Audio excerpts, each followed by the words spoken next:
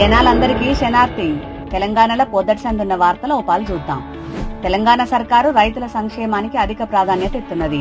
ధాన్యం కొన్న 48 గంటలల్లా చెల్లింపులు చేసుడుతో పాటు మిగిలిన ధాన్యం కొంటున్నది. ఇక ఖరీఫ్ల ఇత్తనాలు, ఎరువుల కొరత రాకుండా ఏర్పాట్లు చేసింది.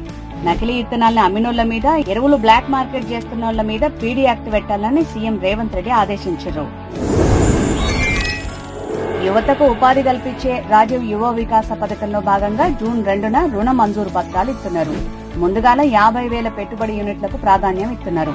మొత్తం 16 లక్షల అప్లికేషన్లు వస్తే అందులో రిజర్వేషన్లు ప్రాధాన్యత ప్రకారం 5 లక్షల అప్లికేషన్లను ఆమోదించారు.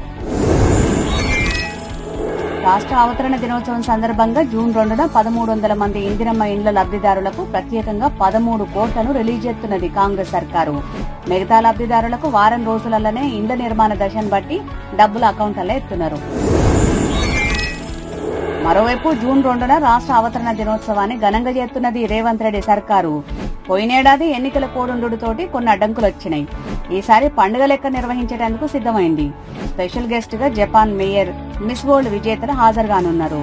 ప్రతి జిల్లా కేంద్రాల్లో కూడా నిర్వహిస్తున్నారు. గతంలో దుబ్బాక ఉప ఎన్నికల నుంచి కేసీఆర్ ఫోన్ ట్యాపింగ్ చేసుడు షురూ చేశారు. అధికారులు, నాయకులు ఇట్లా ఎవరిని ఇడిచిపెట్టలే. ఈ కేసులో ఇప్పటిదాకా అరెస్ట్ అయిన అధికారులంతా ఈ ఆపరేషన్ కు సూత్రధారి కేసీఆర్ అని చెప్పిర్రట. హరీష్ రావు కనసన్నల్లా ఫోన్ ట్యాపింగ్ జరిగిందట. కల్వకుంట్ల కవిత కొత్త పార్టీ వైపు అడుగులేసుకుంటేనే కాంగ్రెస్ దిక్కు చూస్తున్నది. అయితే కుటుంబ గొడవలున్న టైంలో కవితను కాంగ్రెస్ లకు తీసుకుంటే ప్రజలల్లో చెడ్డ పేరు వస్తుందని భావించింది కాంగ్రెస్. మొత్తం మీద జూన్ 2న కీలక నిర్ణయం తీసుకోబోతుందట. కవితకు కొందరు బీఆర్ఎస్ ఎమ్మెల్యేలు తోడుగున్నారు. ఇక ఇయ్యుల్లా ఇయాలటి తెలంగాణ ముచ్చట్లు.